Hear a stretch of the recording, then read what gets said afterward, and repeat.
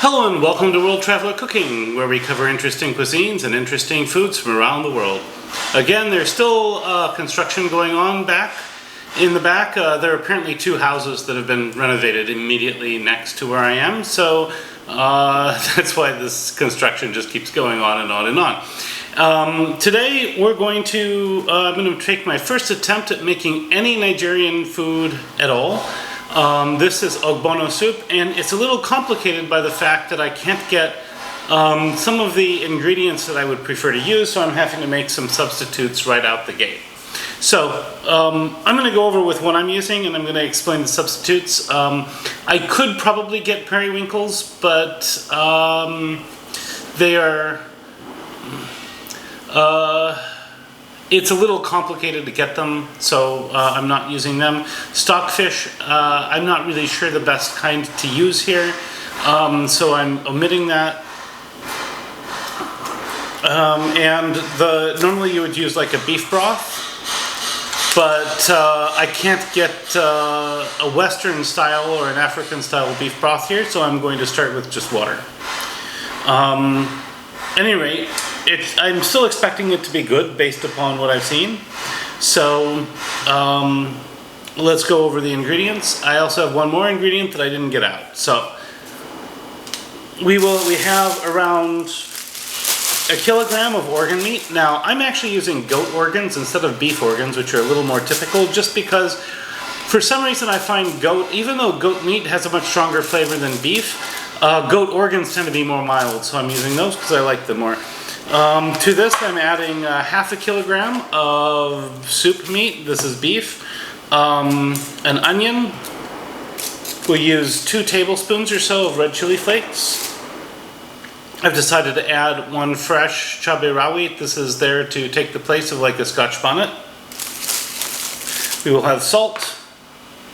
These are Ogbono seeds. I'm using 250 grams, or it looks like about 2 cups. And these are dried shrimp. They're standing in for dried crayfish, which I can't get. So I'm probably going to start with half of this, so 250 grams. And we'll see how we go from there. I haven't decided. I could even add the whole 500 grams. We'll have to see how salty this is when I open it up. So that's what we have. So let's go ahead and get started. I'm going to chop the innard meat and throw it in a pot along with the meat and the diced tomato. And yeah, we'll go from there. So this isn't normally in any of the recipes I've seen, but I've decided to parboil these for about 5 minutes. Because I have lung here and I have some intestine, so it's just a matter of helping make sure that, although I've cleaned everything best I can, that everything's really clean going into the soup. So I'm just going to come back when this has been boiling for about 5 minutes, and then I'll change the water. We'll add the rest of the meat and the onions. So here I have my parboiled organs, my beef, and my onions, and I'm going to add about, I want to say 2 liters or so of water here, and salt, and then we'll put this back on. Now obviously I would add a lot less salt if I was working with a broth. I'm going to start with a fair bit of salt here, and then we will go ahead and start this on to boil. Once it's been boiling for about 15 minutes, then I'll come back and I'll get to the next stage. So after 10 or 15 minutes, you can maybe even go 20, I'm going to add my dried shrimp, the chopped fresh chili. I'll be back in maybe 5 or 10 minutes to taste the seasonings and adjust.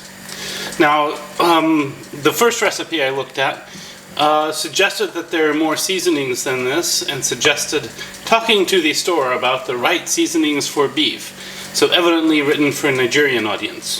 So there's probably more to the seasonings than here. I'm assuming thyme and maybe garlic powder. Maybe I'll add a little bit of those next time, but not this time. I'm trying the second recipe I found, which didn't mention any of them. So the shrimp are pretty salty, so I'm actually going to boil a couple of peeled potatoes in here to absorb the salt.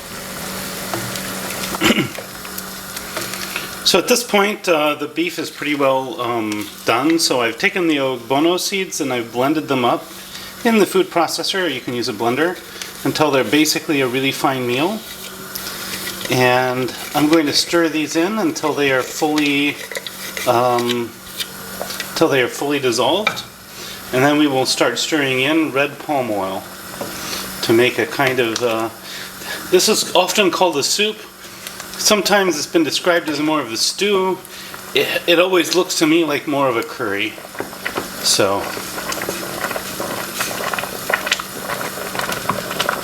we're going to let this cook a minute or two, and then we'll start adding our red palm oil. So this is thickening up. I'm wondering if I didn't have quite enough water. If I need to, I will add a little more water, but we will see. This definitely, so Ogbono seeds are very mucilagenous. They release this mucilage here, which you can see basically just thickens everything up. Turns it into a very, very thick mixture here.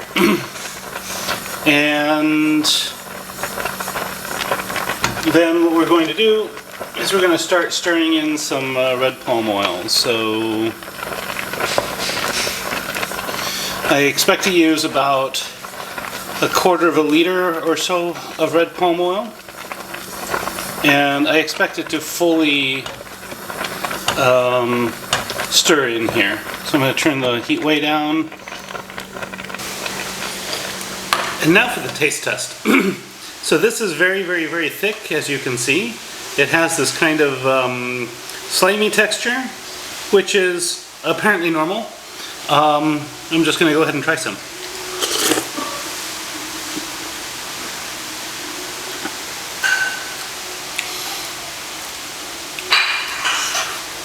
So I can imagine a lot of people being off-put a little bit by the texture, but the flavor is really good. The Ogbono seeds themselves, besides giving this really thick texture, also give a flavor kind of reminiscent of walnuts. So the primary flavors that I tasted there were those of the dried shrimp and the walnut, almost like walnuts, the Ogbono seeds.